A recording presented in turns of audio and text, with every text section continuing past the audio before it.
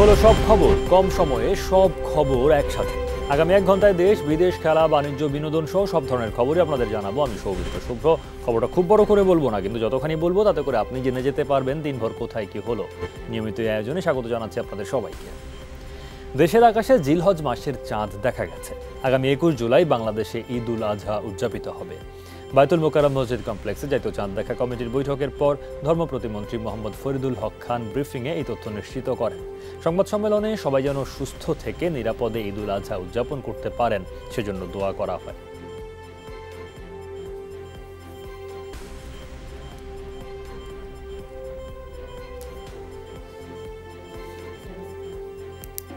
জুলাই 2021 খ্রিস্টাব্দে রবিবার সন্ধ্যায় বাংলাদেশের আকাশে জিলহজ মাসের চাঁদ দেখা যাওয়ার সংবাদ পাওয়া গিয়েছে।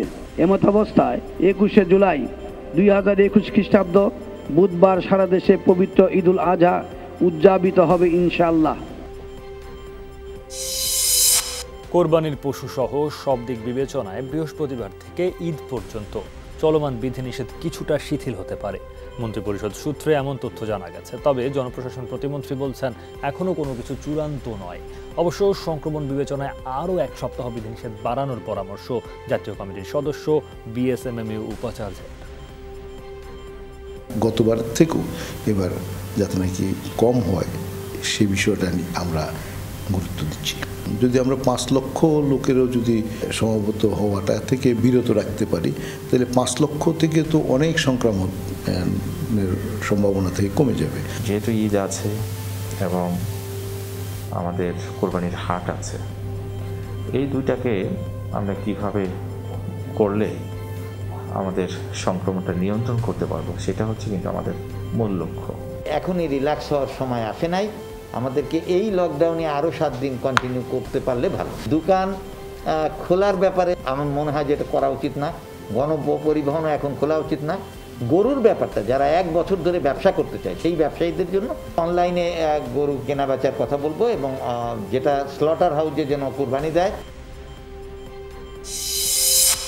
করোনায় একদিনে সর্বোচ্চ মৃত্যু ও শনাক্তের রেকর্ড হয়েছে দেশে। কোভিডে প্রাণহানি হয়েছে 230 জনের, শনাক্ত 11,874 জন। এ নিয়ে দেশে মোট মৃত্যু 16,419। পরীক্ষা অনুপাতে শনাক্তের হার 29.67%। নমুনা পরীক্ষা হয়েছে 40,015টি। এ পর্যন্ত শনাক্ত 10,21,189 জন। 24 ঘন্টায় সুস্থ হয়েছেন 6,362 জন। মোট সুস্থ 8,74,501। মৃত 230 জনের মধ্যে পুরুষ 133 জন, 97 জন নারী। বিভাগভিত্তিক প্রাণহানির হিসাবে খুলনায় সর্বোচ্চ 66 জন মারা গেছেন। এছাড়া ঢাকায় 56, চট্টগ্রামে 39, রাজশাহীতে 26, রংপুরে 22, বরিশাল ও সিলেটে 8 জন করে এবং ময়মনসিংহে 5 জন মারা গেছেন। প্রতিদিন, প্রতিনিয়ত, প্রতিক্ষণ রাজধানীর হাসপাতালগুলোতে বাড়ছে রোগীর সংখ্যা। দেশের বিভিন্ন প্রান্ত থেকে যারাই আসছেন সকলেই তীব্র শ্বাসকষ্টে ভুগছেন। অনেকেই প্রশ্ন তুলেছেন চিকিৎসা আর সেবার মান নিয়ে। কিছু অব্যবস্থাপনা থাকলেও রোগীর সেবা নিশ্চিতে হাসপাতাল আন্তরিক বলে জানিয়েছে কর্তৃপক্ষ। সচেতন না হলে পরিস্থিতি মোকাবেলা কঠিন হবে বলে জানান সংশ্লিষ্টরা। ডেল্টা সিট ছিল, কিন্তু ডেল্টা ওনারা অনেক করতেছে, যেই কাগজ দেন ওই কাগজ দেন, অনেক লেন্দি প্রসেস আর কি। ওনারা একটু ভোগানোর চেষ্টা করতেছিল, পরে আমরা চলে আসছি এখানে। ভর্তি করার পরে গতকালকে টেস্টের জন্য রিসিট কাটা হলেও সেই টেস্টের স্যাম্পল না হয় আপনার গতকাল রাত সন্ধ্যার সময়। আজও পর্যন্ত 3 দিন হয়ে গেল, এখনো পর্যন্ত রিপোর্ট, কোভিডের রিপোর্ট আমরা পাইনি। ব্লাডগুলো গতকাল দিছি, কালেকশন করছে গতকাল। আজকে বলছে যে সকালে রিপোর্ট দিবে, কিন্তু এখন আবার ওই 10টা, 10:30টার দিকে আমি ওইখানে ওই কাউন্টারে গেছিলাম, বললো যে বিকাল 5টা বাজে রিপোর্টগুলো দিবে।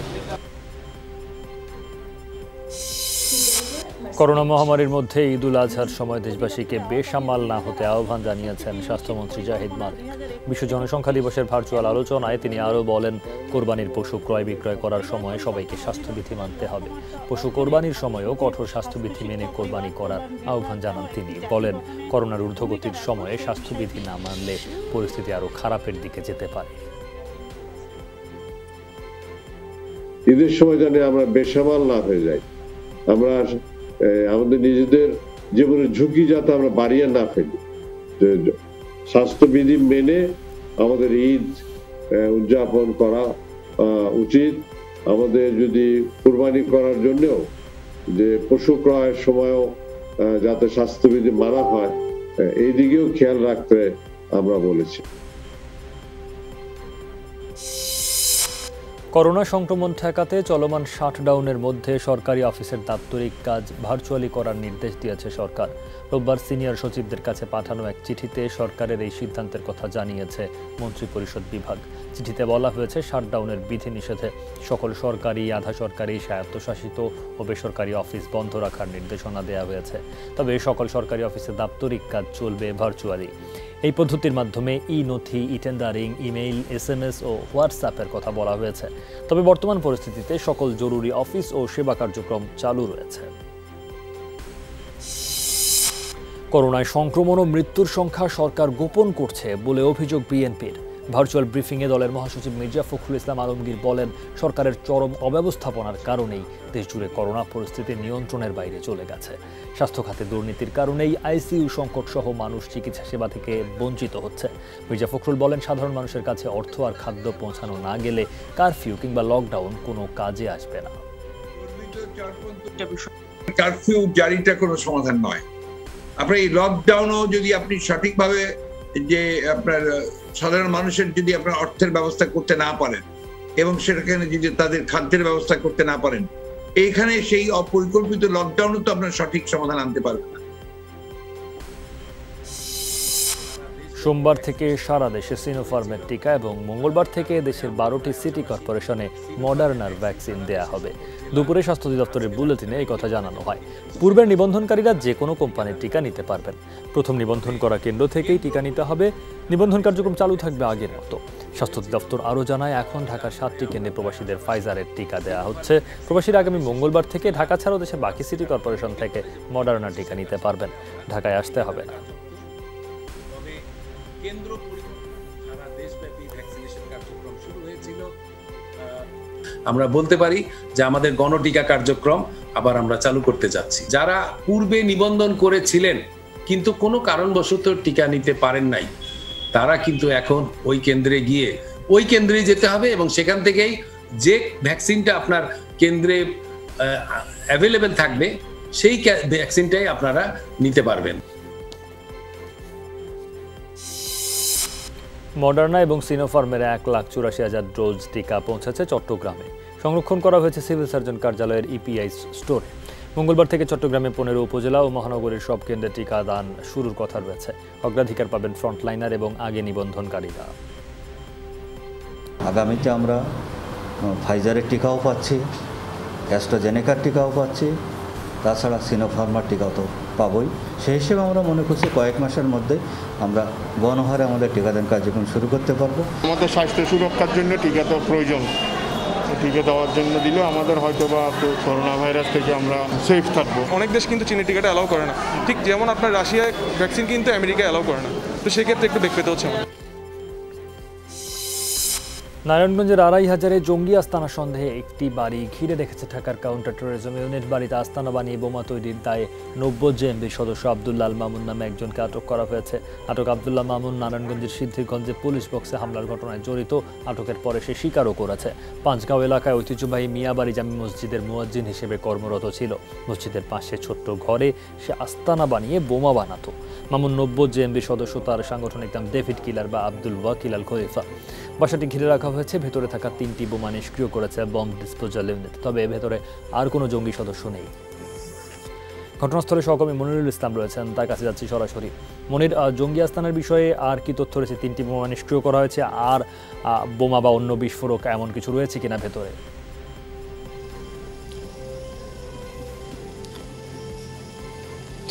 জি না, এখন পর্যন্ত নেই। নারায়ণগঞ্জের সে নোয়াগ্রাম এখানে একটি মিয়াবাড়ি জামে মসজিদ আপনি দেখছেন আমার পেছনে যে মসজিদ, এই মসজিদের পাশেই ছোট্ট একটি রুম যেটি মুয়াজ্জিনের ঘর হিসেবে ব্যবহৃত। এই মুয়াজ্জিন সে আব্দুল্লাহ মামুন, তাকে 90 জেএমবি সদস্য বলে পুলিশ বলছে। পুলিশের দেয়া তথ্য বলছে যে তার নাম হচ্ছে, সাংগঠনিক নাম হচ্ছে আব্দুল ওয়াকিল এবং ডেভিল কিলার। সে এই কক্ষেই থাকতো এবং সে এই কক্ষে মোটামুটি সবার অগোচরে এখানে বসে বসে এসে বোমা বানাতো এমন তথ্য পেয়েছি, এবং সেখান থেকে বোমা বানানোর বেশ কিছু সরঞ্জাম পুলিশের কাউন্টার টেরোরিজম উদ্ধার করেছে। যে উদ্ধার করার পরে পুলিশ এখানে দেখেছে যে আজকে তাকে যাত্রাবাড়ি থেকে সন্ধ্যায় বেলায় আটক করা হয়েছিল, সেই আব্দুল্লাহ মামুনকে। সে এখানে সিরাজগঞ্জে পড়াশোনা করেছে মাদ্রাসায়। পরবর্তীতে এই করোনা দুর্যোগের সময় সব কিছু বন্ধ হয়ে যায়। পরে সে এইখানে মুয়াজ্জিন হিসেবে চাকরি নিয়েছে বেশ কয়েক মাস হলো।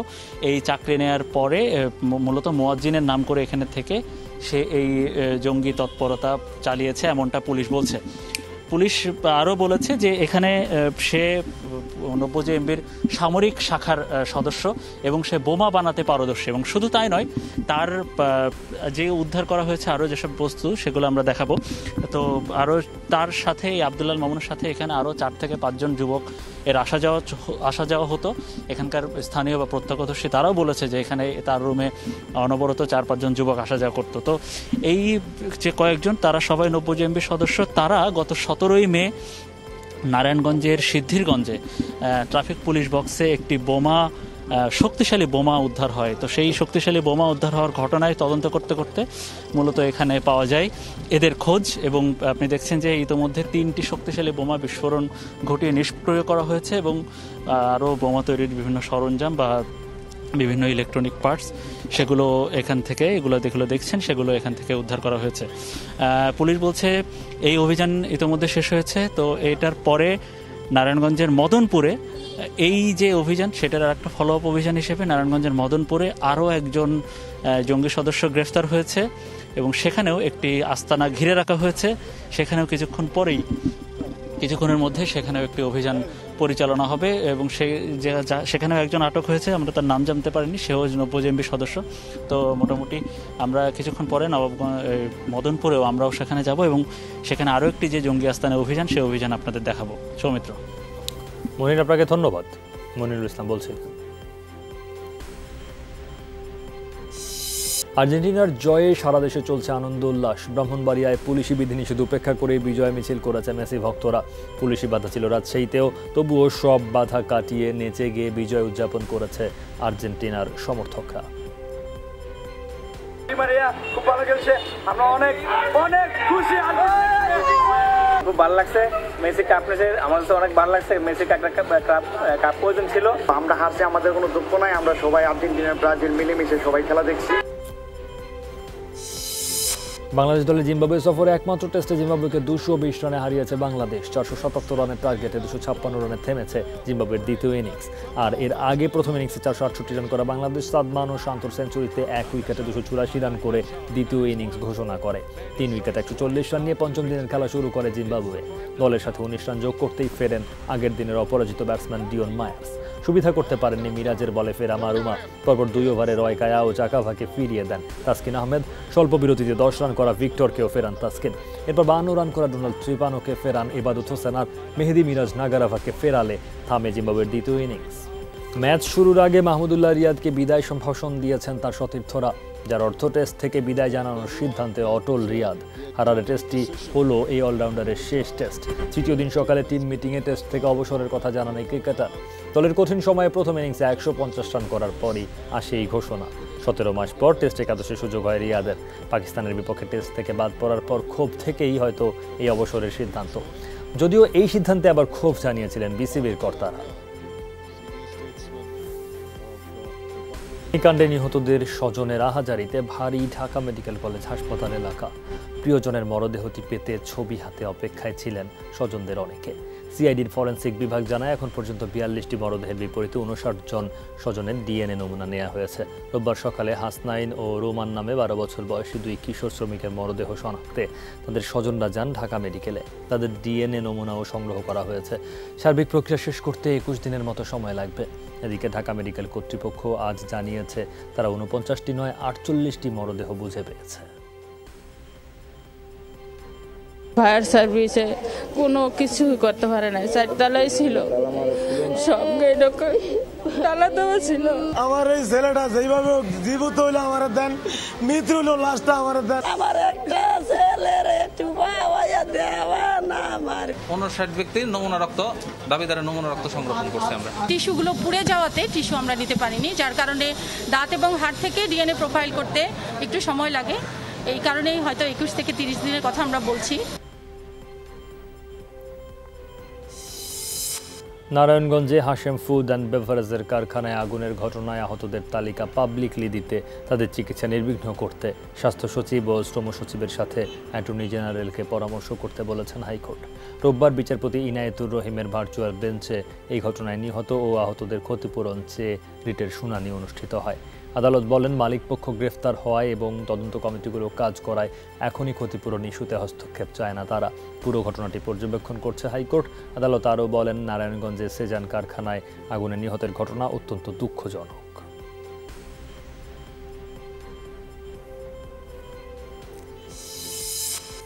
এদিকে নারায়ণগঞ্জের রূপগঞ্জে আগুনে পুড়ে যাওয়া কারখানা পরিদর্শন করেছে আওয়ামী লীগের প্রতিনিধি দল। রোববার সকালে আওয়ামী লীগের ঢাকা বিভাগীয় সাংগঠনিক সম্পাদক মির্জা আজম এমপির নেতৃত্বে 7 সদস্যের প্রতিনিধি দল ঘটনাস্থলে যায়। এ সময় তারা ক্ষতিগ্রস্ত ভবন ঘুরে দেখেন। মির্জা আজম বলেন, প্রধানমন্ত্রী শেখ হাসিনার নির্দেশে হতাহতদের খোঁজ নেওয়া হচ্ছে, দায়ীদের বিরুদ্ধে আইনগত ব্যবস্থা নেওয়া হবে বলে জানান মির্জা আজম। পরে ঘটনাস্থল পরিদর্শন করেন গণস্বাস্থ্য কেন্দ্রের প্রতিষ্ঠাতা ডাক্তার জাফরুল্লাহ চৌধুরী সহ আরও বেশ কয়েকজন।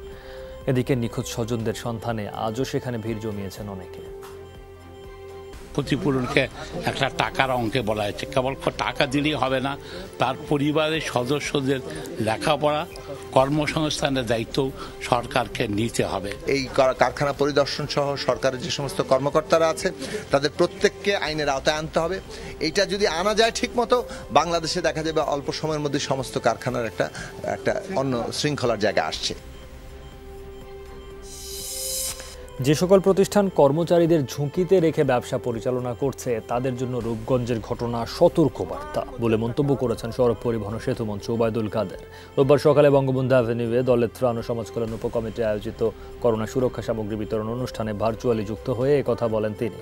রূপগঞ্জের ঘটনায় আওয়ামী লীগ দায়ী মির্জা ফখরুলের এমন বক্তব্যের জবাবে ওবায়দুল কাদের বলেন, বজ্রপাতে কেউ মারা গেলে তার জন্য কোনো এক সময় বিএনপি আওয়ামী লীগকে দায়ী করবে।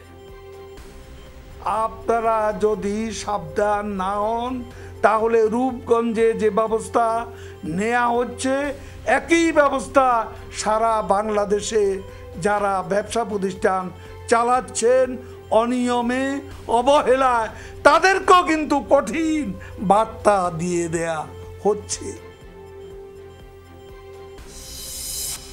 যমুনা গ্রুপের প্রতিষ্ঠাতা চেয়ারম্যান বীর মুক্তিযোদ্ধা নুরুল ইসলামের প্রথম মৃত্যুবার্ষিকী উপলক্ষে গাজীপুরের কোনাবাড়িতে যমুনা কমপ্লেক্সে শোক সভা, দোয়া ও মিলাদ মাহফিলের আয়োজন করা হয়। স্বাস্থ্যবিধি মেনে কর্মসূচিতে অংশ নেন কর্মকর্তা কর্মচারীরা। শোকসভায় বক্তারা নুরুল ইসলামের কর্মময় জীবনের বিভিন্ন দিক তুলে ধরেন। যমুনা গ্রুপের প্রতিষ্ঠাতা চেয়ারম্যান নুরুল ইসলামের মৃত্যুবার্ষিকী উপলক্ষে 10 দিনব্যাপী শোক কর্মসূচি পালিত হচ্ছে হবিগঞ্জে যমুনা ইন্ডাস্ট্রিয়াল পার্কে।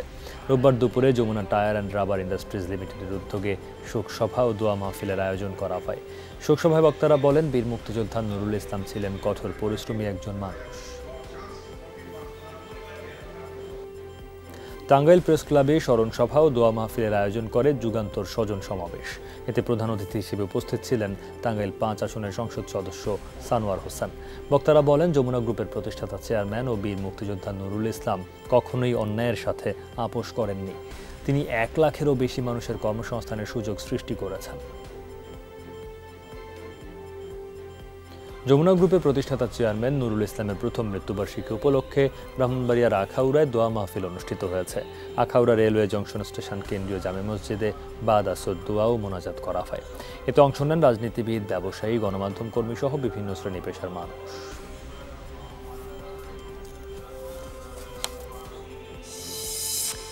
মায়ের মৃত্যুর 2 দিনের মাথায় বাবাকেও হারালেন সিনিয়র সাংবাদিক এবং প্রেস ক্লাবের সহসভাপতি রেজওয়ানুল হক ও নিউজ 24-এর বার্তা সম্পাদক বোরহানুল হক সম্রাট। ইন্না লিল্লাহি ওয়া ইন্না ইলাইহি রাজিউন। বঙ্গবন্ধু শেখ মুজিব মেডিকেল বিশ্ববিদ্যালয়ে চিকিৎসাধীন অবস্থায় মারা যান তাদের বাবা মোহাম্মদ তোফাজ্জল হক। এর আগে গত শুক্রবার করোনা আক্রান্ত হয়ে রাজধানীর পুলিশ হাসপাতালে মারা যান তাদের মা সাজেদা বেগম। বেশ কিছুদিন ধরে তিনিও অসুস্থ ছিলেন। মাছরাঙা টেলিভিশনের বার্তা প্রধান রেজওয়ানুল হকের মা ও বাবার মৃত্যুতে ব্রডকাস্ট জার্নালিস্ট সেন্টার BJC গভীর শোক জানিয়েছে। যমুনা ইলেকট্রনিক্স অ্যান্ড অটোমোবাইলস এবং ই কমার্স প্ল্যাটফর্ম সওদাগর.com এর মধ্যে চুক্তি সই হয়েছে। রবিবার বিকেলে যমুনা ইলেকট্রনিক্স অ্যান্ড অটোমোবাইলসের হেড অফিসে চুক্তি স্বাক্ষর অনুষ্ঠিত হয়। এখন থেকে যমুনা ইলেকট্রনিক্সের fridge, AC, washing machine, motorcycle সহ সব ধরনের হোম অ্যাপ্লায়েন্স সওদাগর.com এ পাওয়া যাবে। চুক্তি স্বাক্ষর অনুষ্ঠানে উপস্থিত ছিলেন যমুনা ইলেকট্রনিক্স অ্যান্ড অটোমোবাইলসের head of business Sajjadul Islam, accounts manager Mohammad Kefayetullah, Jamuna গ্রুপের IT senior manager Mohammad Bahijid Bostami. সওদাগর.com এর পক্ষে ছিলেন প্রতিষ্ঠানের এমডি আরিফ চৌধুরী এবং কোম্পানির কো-ফাউন্ডার জাহিদ শাহ সহ ঊর্ধ্বতন কর্মকর্তারা।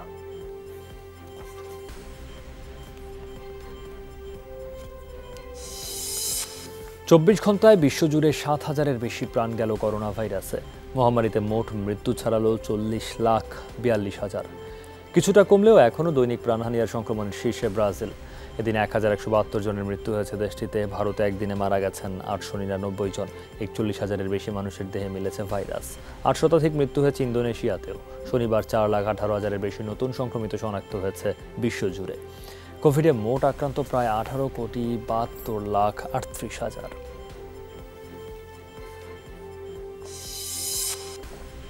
একই সময়ে করোনা ভাইরাসের 2টি ভ্যারিয়েন্টে আক্রান্ত হতে পারেন একজন। বেলজিয়ামে এক 90 ঊর্ধ্ব নারীর মৃত্যুর পর তার নমুনা পরীক্ষায় নিশ্চিত হয় বিষয়টি। গত মার্চে কোভিড আক্রান্ত হয়ে মারা যান ওই বৃদ্ধা। তার শরীরে একই সাথে আলফা ও বেটা ভ্যারিয়েন্টের অস্তিত্ব মেলে, যেটি দু ধরনের ভাইরাস একই সঙ্গে প্রথম পাওয়ার। এই দুটি ভাইরাস পাওয়া যায় যুক্তরাজ্য এবং দক্ষিণ আফ্রিকায়। করোনা টিকার কোনো ডোজ নেননি ওই নারী। চিকিৎসকদের ধারণা 2 ভিন্ন মানুষ দ্বারা সংক্রমিত হয়েছিলেন তিনি। ডাবল ভ্যারিয়েন্টে আক্রান্তের প্রথম নিশ্চিত প্রমাণ মিলল এই ঘটনায়। ফিলিস্তিনে ইসরায়েলের আগ্রাসনে চুপ থাকবে না তুরস্ক। শনিবার ফিলিস্তিনি প্রেসিডেন্ট মাহমুদ আব্বাসের সাথে সাক্ষাতে এ কথা বলেন তুর্কি প্রেসিডেন্ট রিসেপ তাইয়েপ এরদোগান। বলেন, ইহুদি দখলদারিত্ব বন্ধ না হলে ওই অঞ্চলে শান্তি ও স্থিতিশীলতা আসবে না। সবসময় ফিলিস্তিনের পাশে থাকার কথা বলেন তিনি। ফিলিস্তিনের সাথে দ্বিপাক্ষিক সম্পর্ক জোরদারের কথাও বলেন এরদোগান। এছাড়াও দুদেশের পারস্পরিক সম্পর্কের নানা দিক উঠে আসে দুই প্রেসিডেন্টের আলোচনায়। আফগানিস্তানে তালেবান সরকারি বাহিনীর সংঘাতে ভবিষ্যৎ নিয়ে অনিশ্চয়তায় সাধারণ মানুষ। উত্তরাঞ্চলে সংঘাত বেড়ে চলায় বাড়িঘর ছেড়ে পালিয়ে যাচ্ছে বহু মানুষ। সরকারের তরফ থেকে সর্বোচ্চ প্রতিরোধের ঘোষণা এলেও তাতে আস্থা রাখতে পারছে না উদ্বিগ্ন জনগণ। পরিস্থিতির অবনতিতে কান্দাহারের ভারতীয় কনসুলেট থেকে অর্ধশত কূটনীতিক ও নিরাপত্তা কর্মীকে দেশে ফিরিয়ে নিয়েছে নয়াদিল্লি।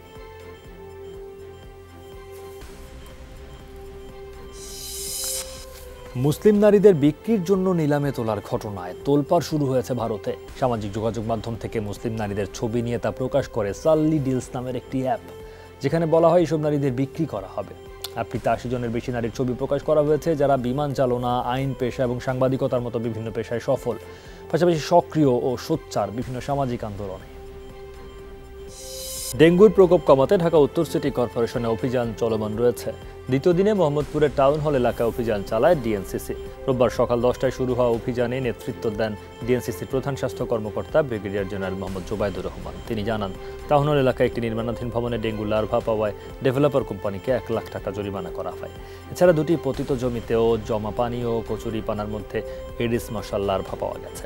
সেই প্লট মালিকের বিরুদ্ধে মামলা করার কথাও জানান তিনি। বলেন, শুধু অভিযান চালিয়ে ডেঙ্গু মশা নিধন করা যাবে না, প্রয়োজন সচেতনতা। এই অভিযানটা কার্যকর ভালো হবে, মানুষের ওরকম বাড়ি ঘরে পানি আর থাকতে না, আর মশার অবরোধ থেকে রক্ষা পাইব। আর ডেঙ্গু নিয়ে যে সতর্কতাটা বলছি, এটা আমাদেরও সতর্ক থাকতে হবে। এই জন্য সিটি কর্পোরেশনের সতর্ক থাকতে হবে কীভাবে যাতে এটা সমাধান করা যায় আর কি। কন্ট্রাক্টর অধীনে থাকে বা মালিকের অধীনে থাকে না, সেই জন্য তারা অতটা সচেতন হয়।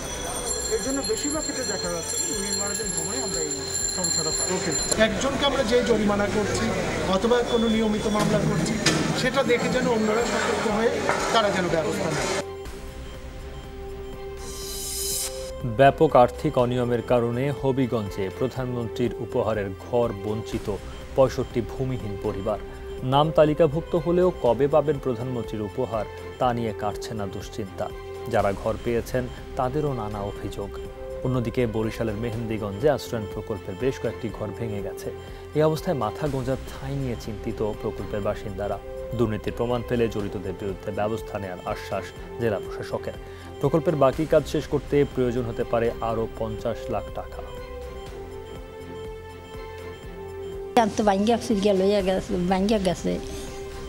এখন আর আমরা আর একখানে যাই একটু একজনের ঘরে থাকতে হয়। সব কিছু গোছায় গাছায় রাখছি, উঠমু করে এর মধ্যে ঘরটা ভাঙিয়ে গেছে। আমার একটা বিরোধী দল আছে এই জায়গায়, এটা না আপনারা দেখছেন মানে আমারে হ্যারাসমেন্ট করার জন্য বিভিন্ন সময় তারা বিভিন্ন পত্রিকায় ফেসবুকে ইতে ছাড়তেছে। অবশ্যই আমরা এর সাথে যারা জড়িত তাদেরকে আমরা শাস্তি দেব। ইয়াসের জলস্রোতের ফলে কিছু কিছু জায়গায় প্লাবিত হয়েছে, মেহেদিগঞ্জ সহ কয়েকটি জায়গায় আমরা এগুলো দ্রুত ব্যবস্থা নেব। টিন ফিটিং করা হয়নি, বাথরুমের পার্টিশন ওয়াল দেওয়া হয়নি, তারপরে কিছু ঘরে দেখা গেছে সোলিং করা হয়েছে, সোলিংয়ের উপর সিসি ডালাই দেওয়া হয়নি। যেহেতু এটা একটি অগ্রাধিকার কাজ, একটা উন্নয়ন কাজ, প্রধানমন্ত্রীর প্রতিশ্রুতি, আমরা চেষ্টা করছি কাজ চালিয়ে নেওয়ার উন্নয়ন খাতের বিভিন্ন অংশ থেকে, এবং আমরা সেটা চালিয়ে যাব। পরবর্তীতে ওই বিষয়টা সলভ হলে সেই অনুযায়ী আমরা ব্যবস্থা নিব। একদিকে লকডাউন, অন্যদিকে পানিবন্দী হয়ে দিন কাটাচ্ছে লালমনিরহাট থেকে গাইবান্ধা পর্যন্ত তিস্তা অববাহিকার 5 জেলার নিম্নাঞ্চলের মানুষ। আকস্মিক এই প্লাবনে ভেসে গেছে তাদের ফসলি জমি, পুকুর ভর্তি মাছ। ক্ষতিগ্রস্তদের জন্য বরাদ্দ করা ত্রাণ সহায়তার অপ্রতুলতা নিয়েও রয়েছে বিস্তর অভিযোগ। তবে যে কোনো সংকটের জন্য প্রস্তুত আছে পানি উন্নয়ন বোর্ড, জানালেন প্রধান প্রকৌশলী। চোখের উপর বসে আছি, খোঁজ খবর নেওয়া ইয়ে নাই, খাওয়া দাওয়া নাই। সারাদিন যদি অনারে থেকে কাউকে দেখা দেখি নেই। রাত 1টার থেকে বাড়ি ঘর সারছি, এ পর্যন্ত বাড়ি যাইতে পারতেছি না, অনাহারে পড়ে আছি আশ্রয় কেন্দ্রের মধ্যে। 1000 কিলোমিটার বাদ আমার জন্য আছে, এটা আমরা মেরামত করেছি। তাৎক্ষণিকভাবে যে ভাঙনটা হয় সেটা আমরা ইমার্জেন্সি ডিক্লেয়ার করে কাজ করছি। প্রায় 1500 পরিবারকে 10 কেজি করে বিজিএফ ইতিমধ্যে সেখানে দেওয়া হয়েছে, সেটাও খুব শীঘ্রই বিতরণ করা হবে। আমি আমার ওয়ার্ডে ভাগ পেয়েছিলাম মাত্র 30টা। এই 30টা মানুষকে এই পানিবন্দির ত্রাণ দিতে গিয়ে আমাদের এত একটা সমস্যা হয়েছিল।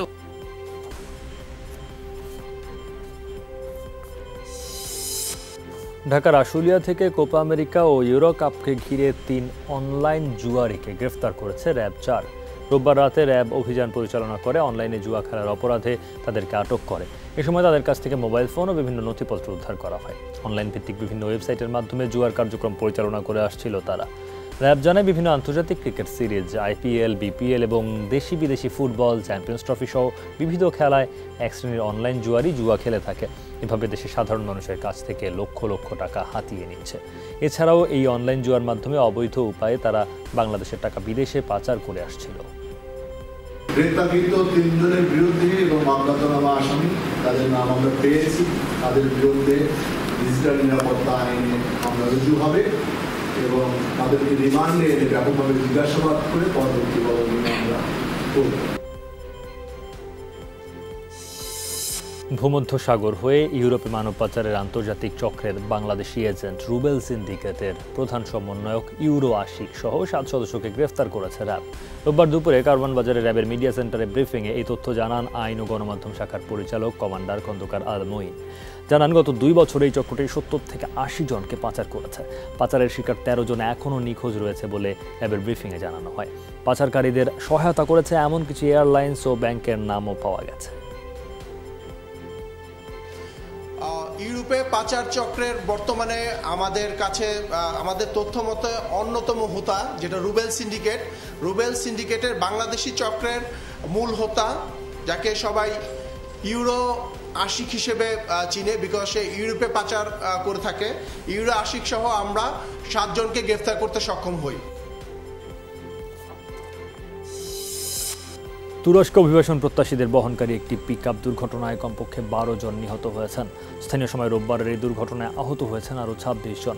বার্তা সংস্থা রয়টার্স জানায় তুরস্কের পূর্বাঞ্চলের সীমান্তবর্তী এলাকায় দুর্ঘটনার শিকার হয় পিকআপটি। পরে আগুন ধরে যায় গাড়িটিতে। অভিবাসী বহনকারী পিকআপটিতে বাংলাদেশ, আফগানিস্তান এবং পাকিস্তানের নাগরিক ছিলেন।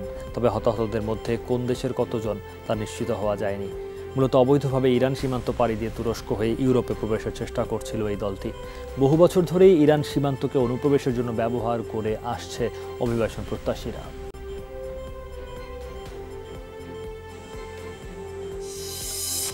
রাশিয়ার চেলিয়াবেন্স্ক এলাকায় ভয়াবহ দাবানলে কমপক্ষে 1 জনের মৃত্যু হয়েছে। প্রাণহানি এড়াতে আশপাশের এলাকা থেকে সরিয়ে নেওয়া হয়েছে বাসিন্দাদের। দাবানলে পুড়ে গেছে অন্তত 14,000 হেক্টর বনাঞ্চল, ক্ষতিগ্রস্ত বহু বাড়িঘর। মস্কোর আবহাওয়া অধিদপ্তর আবহাওয়া বিভাগ বলছে বাতাসের গতিবেগ বেশি থাকায় আগুন নিয়ন্ত্রণে আনতে বেগ পেতে হচ্ছে। এদিকে ক্যালিফোর্নিয়ার দক্ষিণাঞ্চলীয় এলাকায় দাবানলে পুড়ে ছাই হয়ে গেছে 61,000 একর এলাকা। আবাসিক অঞ্চলে আগুন ছড়িয়ে পড়ায় স্থানীয়দের এলাকা ছাড়ার নির্দেশ দেওয়া হয়েছে। ভারতের মাদক বিরোধী অভিযানে জব্দ হলো ৩৩ কোটি ৭০ লাখ ডলার মূল্যের হেরোইন, যা ভারতীয় মুদ্রায় প্রায় ২৫০০ কোটি রুপি। শনিবার রাজধানী নয়াদিল্লিতে চালানো অভিযানে আটক করা হয় সন্দেহভাজন ৪ মাদক ব্যবসায়ীকে। আইনশৃঙ্খলা বাহিনী জানায়, গোপন তথ্যের ভিত্তিতে রাজধানীর ফরিদাবাদে তল্লাশি চালায় পুলিশের বিশেষ ইউনিট। উদ্ধার করে ৩৫৪ কেজি হেরোইন ও ১০০ কেজি তরল মরফিন, যা হেরোইন তৈরিতে কাঁচামাল হিসেবে ব্যবহৃত হয়। মাদক চক্রটির সাথে আফগানিস্তানের মাদক চক্রের সাথে সংযোগ আছে বলে প্রাথমিক তদন্তের ভিত্তিতে জানিয়েছে পুলিশ। তাজিকিস্তানে ভূমিকম্পে প্রাণ গেছে অন্তত ৫ জনের। শনিবার স্থানীয় সময় সকালে দেশটির পূর্বাঞ্চলে আঘাত হানে ৫.৯ মাত্রার ভূমিকম্প। কম্পন অনুভূত হয় রাজধানী দুশানবেতেও। আহত হন বেশ কিছু মানুষ। ভূমিকম্পের উৎস রাজধানী থেকে ১৬৫ কিলোমিটার দক্ষিণ পূর্বে। ইউরোপীয় ভূতাত্ত্বিক জরিপ সেন্টারের তথ্য অনুযায়ী ভূপৃষ্ঠের ৪০ কিলোমিটার গভীরে হয় ভূমিকম্পের উৎপত্তি। ভূমিকম্পের প্রভাবে বিধ্বস্ত হয় বেশ কিছু বাড়িঘর। ৩টি গ্রামে বিচ্ছিন্ন হয়েছে বিদ্যুৎ সংযোগ।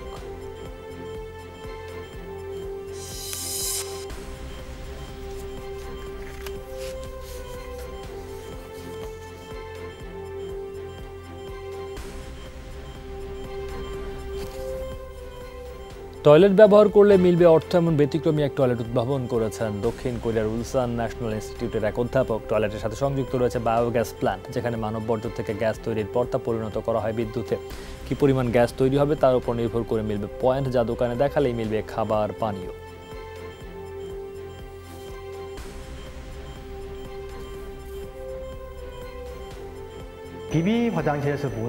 প্রতিটি টয়লেটে বিশেষ ট্যাঙ্ক আছে। মানুষের বর্জ্য সরাসরি সেখানে গিয়ে জমা হয়। এরপর সেখান থেকে মিথেন গ্যাস আলাদা হয়ে পাশের আরেকটি ট্যাঙ্কে জমা হয়। সেখান থেকে সরাসরি চলে যায় পাশের আরেকটি ইউনিটে, যেখানে এই গ্যাস থেকে বিদ্যুৎ উৎপাদন করা হয়। করোনার থিমে বানানো হলো বিশ্বের সর্বোচ্চ বালুর ভাস্কর্য। গত সপ্তাহে ডেনমার্কে উন্মোচন করা হয় ৭০ ফুট উচ্চতার এই ভাস্কর্যটি। শুক্রবার গিনেস বুক অব ওয়ার্ল্ড রেকর্ডসে নাম লেখায় এটি। ডাচ নাগরিক উইলফ্রেড স্টিসগার ভাস্কর্যটি পুরোটাই সাজিয়েছেন করোনার বিভিন্ন আঙ্গিকে। এর চূড়ায় বসিয়েছেন কোভিড-১৯-এর এই ভাইরাসের প্রতিকৃতি, দেয়ালে রেখেছেন ভ্যাকসিনের প্রতিকৃতি। এই ভাস্কর্য বানাতে তিনি ব্যবহার করেছেন ৪৮ টন বালু আর ১০% মাটি। মজবুত করতে ব্যবহার করেছেন একটি কাঠের ফ্রেমও।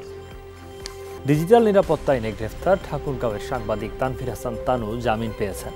রোববার বিকেলে ৫,০০০ টাকা বন্ডে তাকে জামিন দেন অতিরিক্ত chief judicial magistrate Ariful Islam. দুর্নীতির বিরুদ্ধে লড়ে যাওয়ার প্রত্যয় তানভীর হাসানের এটাকে সত্যের বিজয় বলে মন্তব্য করেছেন স্থানীয় সাংবাদিকরা। ঠাকুরগাঁও সদর হাসপাতালে রোগীদের খাদ্য সরবরাহের অনিয়ম নিয়ে প্রতিবেদন করেন তানভীর হাসান।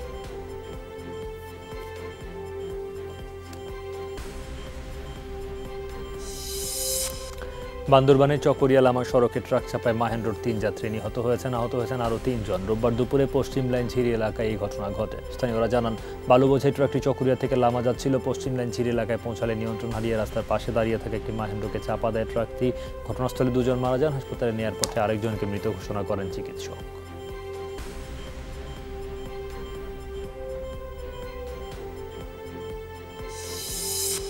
কক্সবাজারের পেকুয়ায় বিকাশ এজেন্টের ৪৬.৫ লাখ টাকা লুটের ঘটনায় ২ জনকে গ্রেফতার করেছে র্যাব। উদ্ধার করা হয়েছে নগদ ১৮ লাখ টাকা। সংবাদ সম্মেলনে র্যাব জানায়, গোপন খবরের ভিত্তিতে চকরিয়ায় অভিযান চালিয়ে সাইফুল ও কফিলকে গ্রেফতার করা হয়। পরে তাদের দেয়া তথ্য অনুযায়ী বসত ঘরের বারান্দায় মাটির নিচে বস্তায় রাখা ১৮ লাখ টাকা উদ্ধার করা হয়। গত ৭ জুলাই পেকুয়া বিকাশ ডিস্ট্রিবিউশন অফিস থেকে ৪৬.৫ টাকা লুট করে দুর্বৃত্তরা।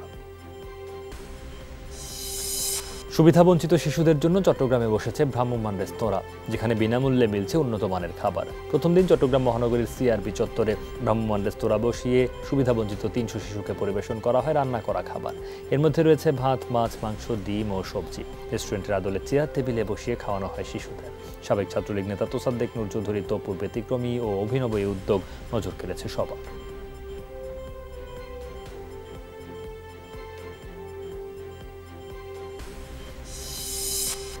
বান্দরবানে মানবিক সহায়তা অব্যাহত রেখেছে সেনাবাহিনী। সেনাপ্রধান ও জিওসি ২৪ পদাতিক ডিভিশনের নির্দেশনায় বান্দরবান সেনা রিজিয়নের উদ্যোগে আলীকদম ও রুমা সেনা জোনের আয়োজনে ৪ শতাধিক পরিবারের মাঝে খাদ্য সামগ্রী বিতরণ করা হয়।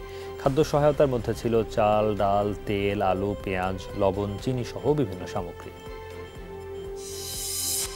রাজশাহী ও চাঁপাইনবাবগঞ্জের প্রত্যন্ত এলাকার কমিউনিটি ক্লিনিকে মেডিকেল ক্যাম্প করে স্বাস্থ্যসেবা দেওয়া শুরু করেছে সেনাবাহিনী। রোববার রাজশাহীর দাসমারি ও কাজুপাড়ায় প্রায় 2 শতাধিক ব্যক্তিকে চিকিৎসা সেবা ও ওষুধ প্রদান করে বগুড়া 11 পদাতিক ডিভিশনের ক্যাপ্টেন নওশীন সালসাবিলা সামিরা সহ 17 সেনা সদস্য। সেনাবাহিনীর পক্ষ থেকে জানানো হয়েছে, লকডাউন ও কোভিড পরিস্থিতিতে সাধারণ মানুষের চিকিৎসা ও গ্রামের মানুষকে করোনা পরীক্ষা উদ্বুদ্ধ করতে এই মেডিকেল ক্যাম্প পরিচালিত হচ্ছে। করোনা রোগীদের জন্য ফ্রি অ্যাম্বুলেন্স ও অক্সিজেন সার্ভিস চালু করেছে গাজীপুর মহানগর যুবলীগ। রোববার দুপুরে যুবলীগ নেতা হীরা সরকারের উদ্যোগে চান্দনা উচ্চ বিদ্যালয় মাঠে এক অনুষ্ঠানের মাধ্যমে এই সার্ভিসের উদ্বোধন করা হয়। হটলাইনে ফোন দিলে রোগীদের বাসায় যাবে অ্যাম্বুলেন্স, তাৎক্ষণিক পৌঁছে দেওয়া হবে অক্সিজেন সেবা। মহানগরের 8টি থানা এবং 57টি ওয়ার্ডে 100টি অক্সিজেন সিলিন্ডার মজুদ রাখা হয়েছে বলে জানিয়েছেন যুবলীগ নেতারা। 1 মাস পার হলেও দেশের বেশিরভাগ এলাকায় কার্যকর হয়নি এক দেশ এক রেট কার্যক্রম। অভিযোগ জমা পড়ছে বিটিআরসি ও আইএসপি অ্যাসোসিয়েশনে। ট্যারিফ প্ল্যানে সংস্কার না হওয়াকে দুষছেন ইন্টারনেট অপারেটররা, বলছেন বন্ধ করতে হবে অবৈধ প্রতিষ্ঠানের কার্যক্রম। সেবার মূল্য ও মান ধরে রাখতে কঠোর অবস্থানে যাচ্ছে বিটিআরসি। মাঠ পর্যায়ে নেওয়া হবে স্থানীয় প্রশাসনের সহযোগিতা। অনলাইনে ঝামেলাবিহীন কেনাকাটার নিশ্চয়তা নিয়ে যাত্রা শুরু হয়েছে নতুন ই-কমার্স প্ল্যাটফর্ম thole.com। সঠিক পণ্য ও সার্ভিস দেওয়ার স্বপ্ন নিয়ে গত 1 মার্চ যাত্রা হয় এই প্ল্যাটফর্মের। thole.com-এর প্রতিষ্ঠাতা ও সিইও সাকিবউদ্দিন বলেন, সঠিক পণ্য, আকর্ষণীয় অফার ও দ্রুত ডেলিভারি, এই 3টি প্রতিশ্রুতির মেলবন্ধনে কাজ করে যাচ্ছেন তারা। একই সাথে ভোক্তাদের সকল সমস্যার সমাধানে thole.com-এর পুরো দল নিরবচ্ছিন্ন কাজ করে যাচ্ছে বলেও জানায় কর্তৃপক্ষ। সন্ত্রাসবিরোধী অভিযানকে ঘিরে রণক্ষেত্র ভেনেজুয়েলার রাজধানী কারাকাস। 2 দিনে প্রাণ গেছে অন্তত 26 জনের, আহত প্রায় 40 জন। দেশটির স্বরাষ্ট্র মন্ত্রণালয় জানিয়েছে এই তথ্য। নিহতদের মধ্যে 4 পুলিশ কর্মকর্তাও রয়েছেন, বাকিরা গ্যাং সদস্য বলে ধারণা করা হচ্ছে। যুক্তরাষ্ট্রের ফ্লোরিডায় ভবন ধসে নিহতের সংখ্যা বেড়ে দাঁড়িয়েছে 86 জনে। শনিবার মিয়ামির চ্যাম্পলিন টাওয়ারের ধ্বংসস্তূপ থেকে উদ্ধার করা হয় আরও 21 জনের মরদেহ। গত 24 জুনের দুর্ঘটনায় এখনও নিখোঁজ 54 জন। আবহাওয়ার কারণে কিছুটা ধীর গতিতে চলছে উদ্ধার কাজ। মিয়ামির মেয়র ড্যানিয়েলা লেভিনাবো জানান, ধ্বংসস্তূপ পুরোপুরি সরিয়ে না ফেলা পর্যন্ত চলবে মরদেহের সন্ধান। ফ্লোরিডায় ধসে পড়া ভবনে অলৌকিকভাবে বেঁচে যাওয়া বিড়ালটির মালিকের সন্ধান মিলেছে। এটিকে ফিরিয়ে দেওয়া হয়েছে পরিবারের কাছে। বিধ্বস্ত ভবনটির 9 তলায় একটি পরিবারের সাথে থাকত বিঞ্জ নামের বিড়ালটি। দুর্ঘটনায় আশ্চর্যজনকভাবে বেঁচে যায় সে। এই ছিল সব খবর। এতক্ষণ আমাদের সাথে থাকার জন্য সবাইকে ধন্যবাদ।